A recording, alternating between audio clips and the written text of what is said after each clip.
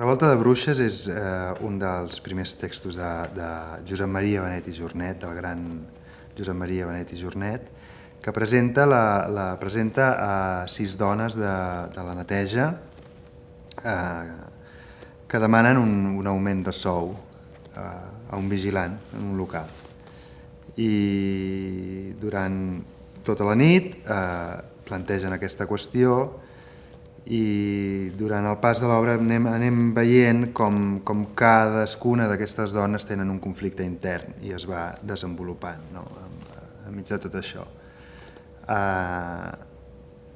Revolta de Bruixes és un text meravellós que permet passar de la part racional a la part irracional de la persona humana.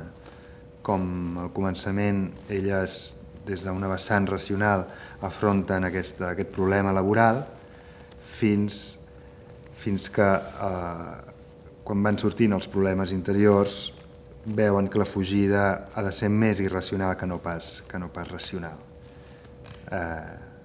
I és un privilegi poder fer el llibre, un Benet i Jornet, amb les integrants de la companyia K i les actrius com Chantal Aimé i Aurea Márquez, aquest espectacle del Pepito.